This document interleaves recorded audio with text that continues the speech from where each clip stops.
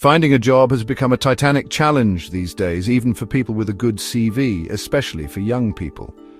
Despite living in a time when job offers seem to outnumber the number of unemployed people, the reality for many is that finding a decent job is an odyssey full of unforeseen and discouraging obstacles.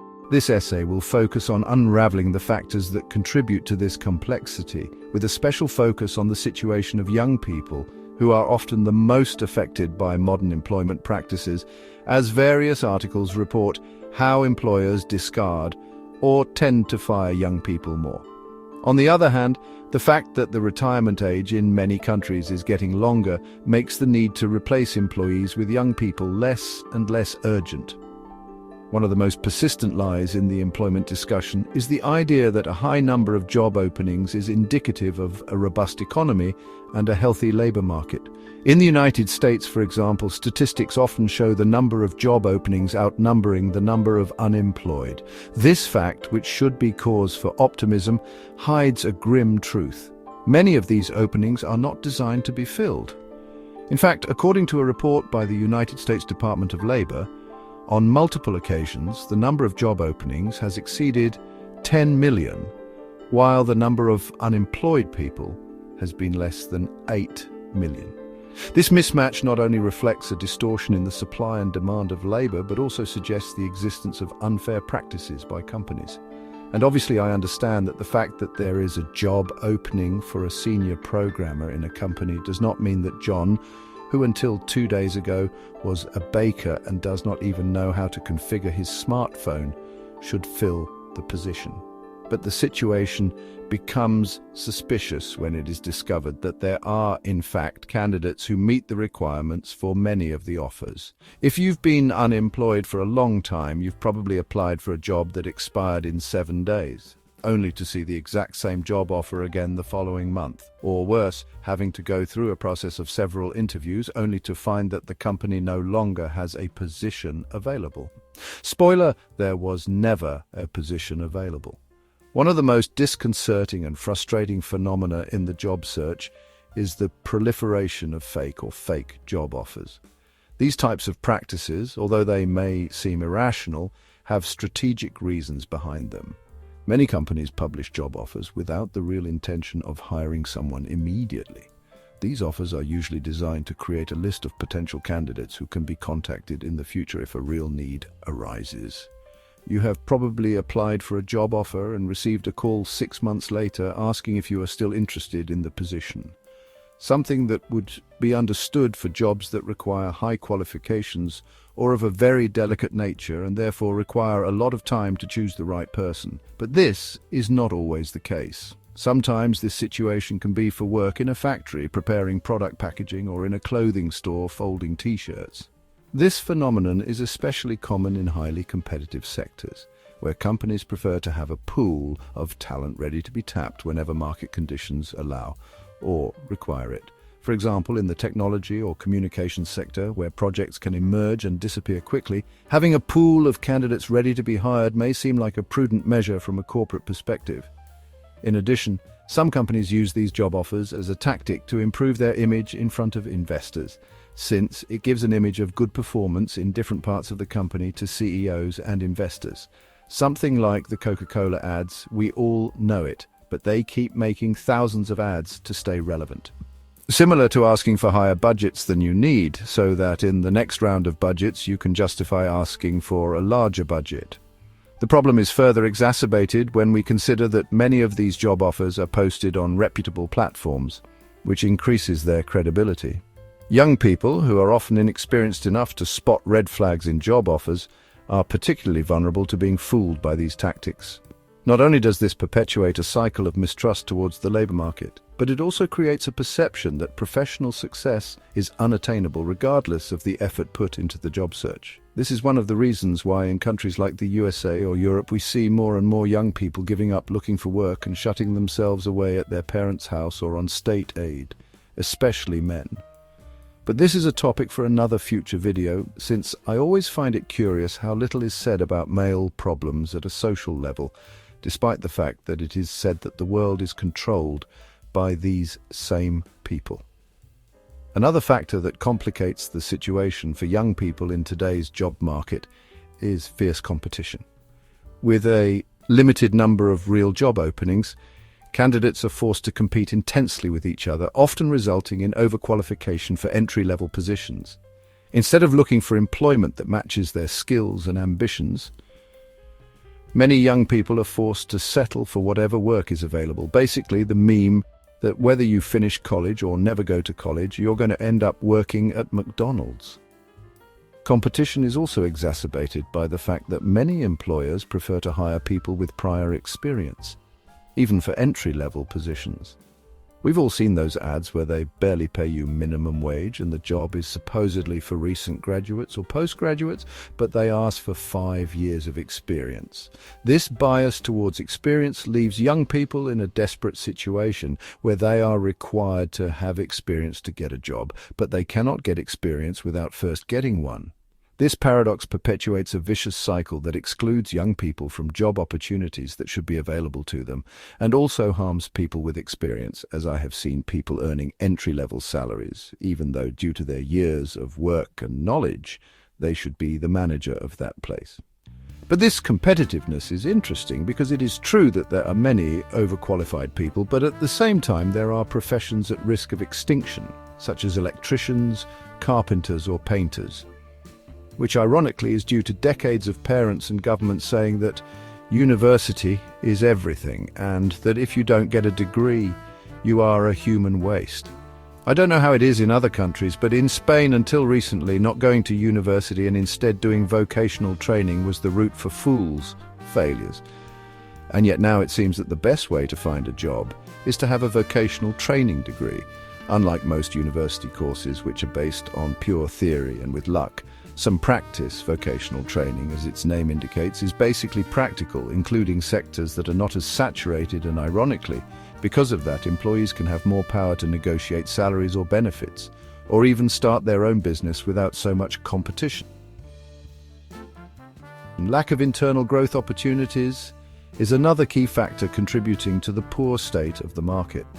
Ironically, though, this can be beneficial to you if you already have experience. Many companies prefer to outsource functions through outsourcing rather than investing in developing internal talent. This trend is driven by the perception that it is more cost-effective and less risky to hire external staff with specific expertise than to promote internal employees, because they avoid the risk associated with promoting internal employees who might not be up to their new responsibilities, since we know that nowadays companies reject giving their employees time to adapt, which means that they end up hiring 3 people. They fire the promoted person and replace him and have to fill the lower position that was left vacant. Whereas if they hire someone new instead of promoting, they make sure to bring in someone with experience and the lower position remains occupied by someone who is overqualified and who you can make work for 2 for the price of 1.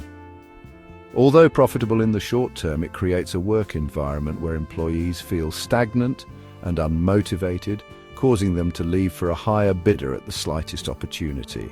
In some sectors this may be irrelevant, but in others where knowledge of the industry and the company itself is crucial for performance, it is a double-edged sword. However, from the candidate's point of view, this practice is unfair and generates false hopes.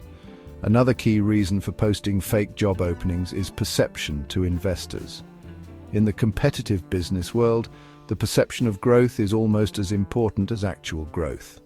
Companies, especially those under pressure to demonstrate expansion and success, may post job openings to create the illusion that they are in an expansion phase, even if they have no intention of filling those vacancies in the near term. This type of maneuver is particularly common in emerging companies or startups that rely on venture capital. Investors are often more attracted to companies that show signs of growth, such as an increase in hiring, which can lead to an overvaluation of the company based on false perceptions.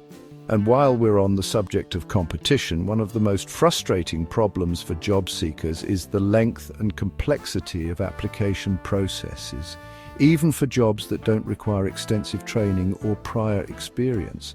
This trend has turned job hunting into a tedious task, In recent years, there has been a noticeable increase in the complexity and length of job application processes, even for positions that do not require a high level of skill or preparation, such as cashier jobs in stores or fast food restaurants. What once might have been a simple process of filling out a basic form and a quick interview now often involves online applications that can take 30, 40, or even 60 minutes to complete. These lengthy processes often include multiple steps, detailed forms that require the same information that is already on the resume, personality questionnaires, aptitude tests, and in some cases, automated video interviews. While these steps may be justified for positions with high responsibility or requiring specific skills, they are excessive and unnecessary for low-skilled jobs. Job searching has inadvertently become a job in itself. For job seekers, especially young people and those in precarious economic situations, the length and complexity of application processes represents a significant challenge. Many of these applicants are applying to multiple jobs at once in an attempt to maximize their employment opportunities. However, when each application requires such a considerable investment of time, this strategy becomes unsustainable and exhausting. Also producing applications that are more vague and less detailed, because when you don't know if you'll be able to pay the rent next month and the statistic tells you that you need to send out 50 resumes to get a response from 2, you don't have as much time to get each 30-minute form and test done perfectly. This is actually also detrimental to the company as it discourages good candidates. There are people who are not interested in investing 2 hours of their life for each application for positions that will not give them financial freedom and the supposedly good work environment that is offered. One of the most common complaints among job seekers is that many recruiters don't seem to really understand the requirements of the position they're hiring for. This problem is exacerbated in technical and specialized sectors, where the skills and experience required for the job are complex and specific. Often, recruiters have a superficial or incomplete understanding of what the position actually entails, leading to the creation of job descriptions that are not only inaccurate but also impossible to fill. This disconnect between recruiters and jobs is particularly evident in the technology field. A famous example of this phenomenon is the case of Guido van Rossum, the creator of Python. While he wasn't exactly rejected for lack of experience, there was an anecdote that generated a lot of buzz on social media. It is that, in some selection processes, companies looking for developers who were experts in Python did not consider his candidacy because he did not meet certain experience requirements defined by the company itself. This is ironic, since he is the person who designed and popularized the language. Another similar case is that of Hadi Partovi, co-founder of Code.org and developer behind some key technologies at Microsoft. Although he was invited by several companies to the selection processes, at one point he faced the paradox of not meeting the formal requirements of experience with technologies that he himself helped create or promote. These types of situations, although extreme, illustrate a more widespread problem: the lack of communication and understanding between human resources teams and technical or specialized departments. Lack of technical competence on the part of recruiters not only leads to the creation of inadequate job descriptions, but also makes some job offers seem like letters to Santa Claus for the perfect candidate, even though it makes no sense. The increasing reliance on artificial intelligence, AI, in the hiring process has exacerbated many of the problems already mentioned. While AI has the potential to make the recruitment process more efficient, its use has also led to a greater disconnect between job requirements and candidate skills. AI systems used in recruiting are often programmed to look for specific keywords in resumes and cover letters, meaning candidates must tailor their applications to include these exact terms. In fact, here's a tip: if you're watching this video and you don't have a job yet, have an AI redo your resume so other AIs can find the exact words to get past the filters. Not only is this approach limiting, it also excludes candidates who, while they have the necessary skills, do not know how to optimize their resumes to be seen by AI. Furthermore, AI lacks the ability to assess extrapolable or intangible skills, such as creativity, adaptability, or the ability to work in a team, meaning that many valuable candidates may be discarded without fair consideration. A study showed that 88% of candidates who are rejected by AI systems never see a human, highlighting how reliance on technology in recruiting can lead to talent loss. which is a very bad sign nowadays. My personal advice is to have an AI to adjust your CV to match each job offer recruitment.